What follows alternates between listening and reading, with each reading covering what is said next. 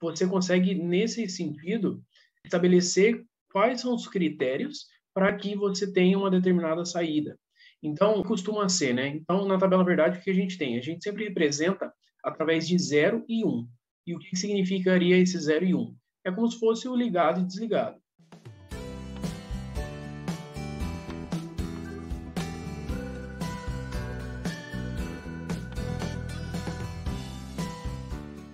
Vamos explicar então um pouco o que é a tabela verdade.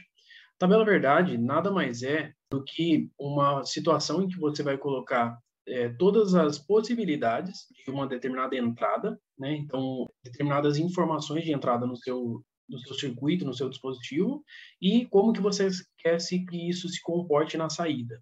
Então, é comum você ver em tabela verdade, por exemplo, vamos supor numa situação de termos 3 entradas, temos então a condição de A, B e C, e temos aqui uma condição de saída que a gente chama de S.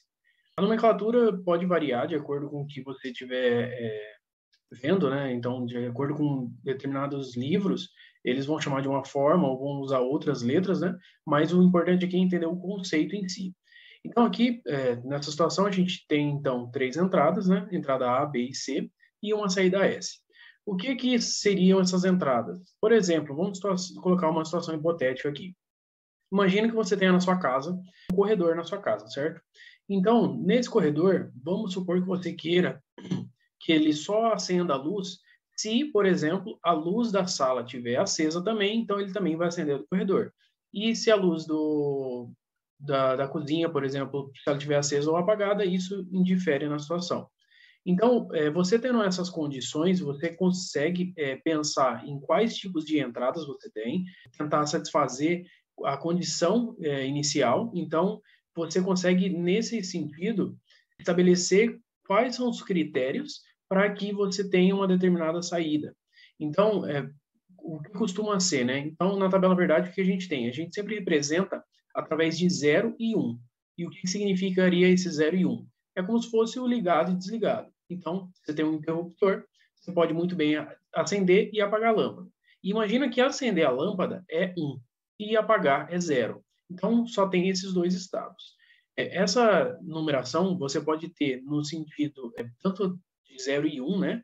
Você também pode ter no sentido de nível lógico alto e baixo. Então, o alto, vamos supor, é acender a luz e o baixo é apagar a luz. Isso também pode ser representado. E, além disso, temos também a condição de você, por exemplo, dependendo da onde que estivesse sendo consultado, então, essa condição de alto ou baixo, ele não vai ser representado pela letra A e B. Ele é utilizado do inglês, né? Então, nível lógico alto, né? Nível lógico alto, ele é representado pela letra H, de high. E o nível lógico baixo, ele é representado pela letra L, de low. Então, isso é uma outra representação. E, além disso, esse nível lógico alto ou baixo, pensando no circuito digital, você pode, normalmente, ele é o nível de tensão 5 e 0. Então, nível lógico alto é 5 e nível lógico baixo é 0. E isso, principalmente na eletrônica digital, isso é muito importante, porque muitas das vezes, dependendo do circuito, isso é algo que tem que ser visto no momento de projetar, ele pode ser visto como um nível lógico alto, por exemplo, ao invés de 5 volts, ele pode considerar 4, às vezes 3,5, e ali já no nível de 2, 2,5, ele já fica um tanto quanto perdido, ele não sabe se está no nível lógico alto ou baixo, e aí ele pode representar em qualquer um desses casos. E aí, então, é sempre importante utilizar, principalmente quando for desenvolver dispositivo, tentar deixar o mais estável possível o nível lógico alto e o baixo. Então, o baixo ali, que seria o 0, que é normalmente o terra, né? Você conectar todos os terminais terras, fazer uma conexão ali, ter uma malha para isso, para que ele fique todo no mesmo nível, e o nível lógico alto, você garantir ali que ele esteja ali entre 4 e 5 volts, para ter certeza que o circuito vai entender que está nesse nível lógico alto. Então, essa questão de utilizar para alto H e baixo L, isso é muito visto em datasheet, que é onde tem especificação técnica do componente. Já em questão, às vezes, para você estudar de fato, né, entender, é muito mais fácil você utilizar o 0 e 1, que fica mais visual, né? Então, aqui, nesse exemplo aqui que a gente tem, né, deixando aqui a condição de alto e baixo, normalmente a tabela verdade você tem uma sequência, né? Então, utilizando lá os números binários, né, o que a gente tem? A gente começa do zero e vai até ter todas as possibilidades. Pensando nesse caso de ter 3 variáveis de entrada, o que a gente tem, né? Então, aqui a gente tem o nível 0, né? Então, seria tudo 0. Aí, depois, 1.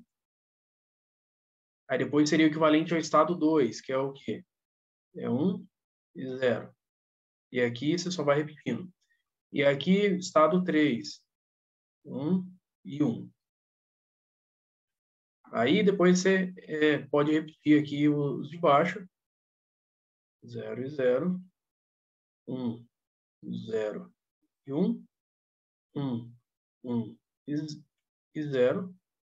E 1, 1 e 1. Então, essas daqui são todas as possibilidades que você tem de questões de entrada. Então, toda tabela, quando você for construir, isso daqui é padrão. Então, são 3 variáveis, vai ter 8 linhas. São 4 variáveis, vai ter 16 linhas. Ou se não é menos. 2 variáveis, você vai ter só 4 linhas. E uma variável, você vai ter 2. Então, cada vez que você vai aumentando a quantidade de variáveis de entrada, maior a quantidade de linha. Então, ela sempre vai duplicando. Então, se fosse uma variável só, seria 2 linhas. 2 variáveis, seria 4 linhas. 3 variáveis, 8 linhas, que é o caso aqui. 4, 16, 32 e assim vai. E aí, no caso, essa questão da saída vai depender muito da necessidade do seu circuito. Então, você pode estabelecer como regra, por exemplo, toda vez que a entrada C, que aí pode ser qualquer tipo de valor de entrada, né? Mas, por exemplo, toda vez que a entrada C for 1, a saída vai ser 1. Então, aqui, ó, se a gente tem a entrada C1, a saída vai ser 1. Aqui, ó, 1, 1, 1, 1, e esse daqui, 1. Então, esse é um exemplo. Vamos supor uma outra condição. Então, toda vez que a entrada C for igual a 1, ou nível lógico alto, ou se não, a entrada A for igual a 1, a saída vai ser igual a 1. Então, aqui ó, a gente também tem nessa condição. Ó, aqui o A é 1, então todos esses aqui também vão ser 1. E aqui nos outros casos vão ser todos 0. Isso é bastante comum você utilizar no circuito, você ter uma tabela ali para satisfazer alguma condição que você tenha. Então, você vai ter determinadas entradas, né? E aí você estabelece como ele vai se comportar na saída. E essa saída aqui é de acordo realmente com a necessidade do seu dispositivo, que você está criando de fato. Então, isso daqui é, de fato, a condição que você quer que o seu dispositivo se comporte. Então, você estabelece todos os critérios de entrada, que aí que ele não está se repetindo, né? E ele está estabelecendo todas as hipóteses possíveis, e aqui você estabelece como que ele vai ser na saída. E aí a tabela verdade, ela é bastante utilizada na eletrônica digital, e principalmente quando for tratar de portas lógicas